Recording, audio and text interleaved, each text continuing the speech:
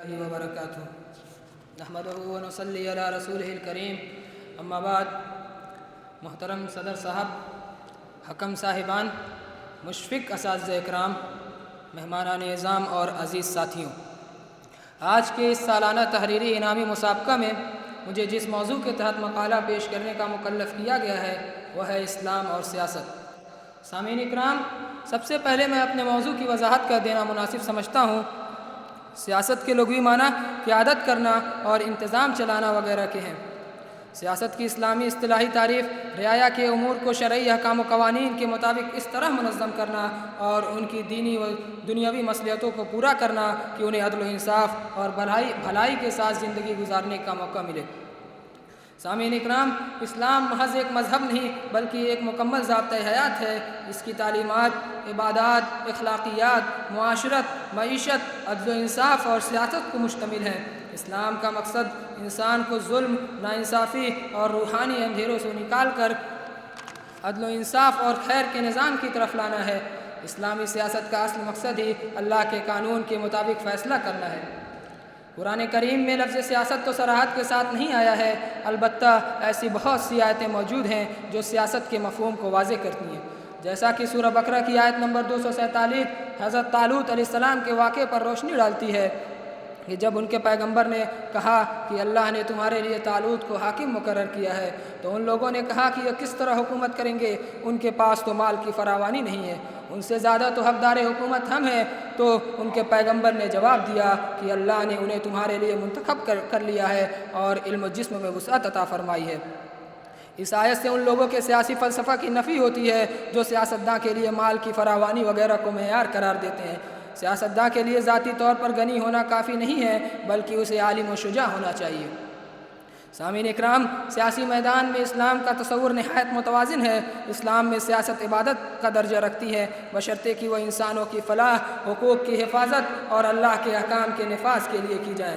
چنانچہ قرآن کریم میں ارشاد ربانی ہے، یا داؤد انا جعلنا خلیفۃ فی الارض فاحکم بین الناس بالحق۔ اے داؤد، ہم نے تمہیں زمین میں خلیفہ بنایا تاکہ تم لوگوں کے درمیان حق کے ساتھ حکم کرو۔ سورہ صاد آیت نمبر 26۔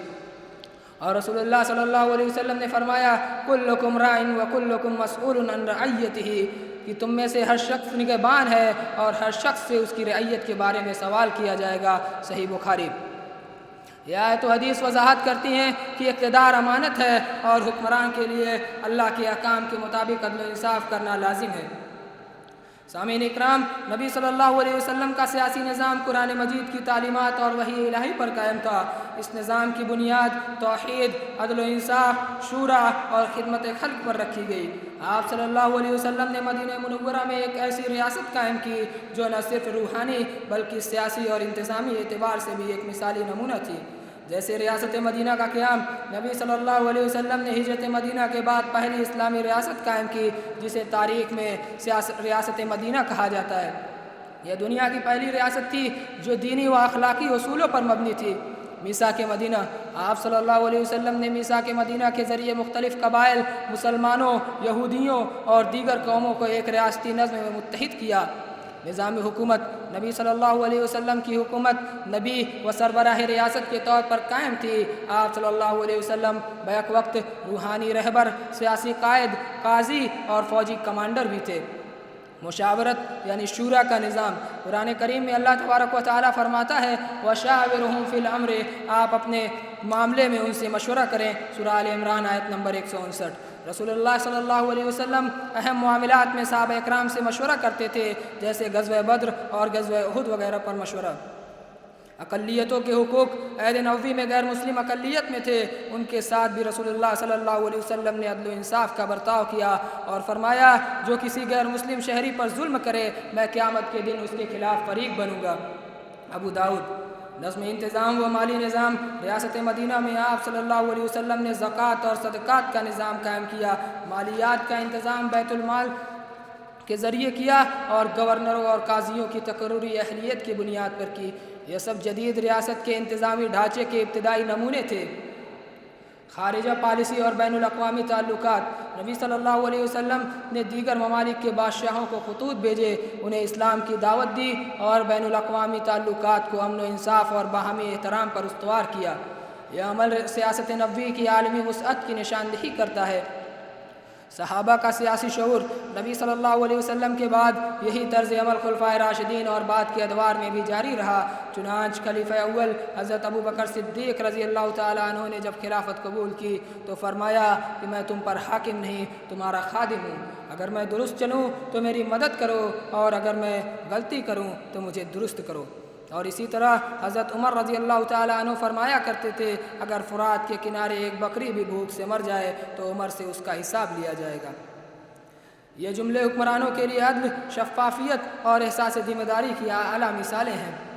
تابعین کا سیاسی شعور۔ صحابہ کے بعد تابعین نے بھی سیاست کو دین کی خدمت سمجھا، جیسا کہ امام حسن بصری رحمہ اللہ علیہ فرماتے تھے کہ حکمران اگر عدل کرے تو اللہ کی رحمت ہے، اور اگر ظلم کرے تو آزمائش ہے۔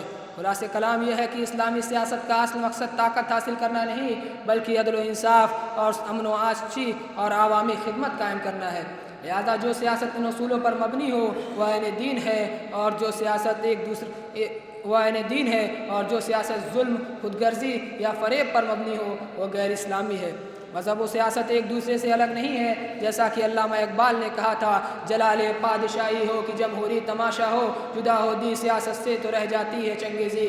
آخر میں اللہ رب العالمین سے دعا ہے کہ وہ ہمارے ملک کے سیاستدانوں کو بھی عدل و انصاف کرنے والا، حق بات کہنے والا اور اپنی ذمہ داریوں کو امانت و دیانت کے ساتھ ادا کرنے والا بنائے۔ آمین۔ وآخر دعوانا ان الحمد للہ رب العالمین۔ السلام علیکم ورحمۃ اللہ وبرکاتہ۔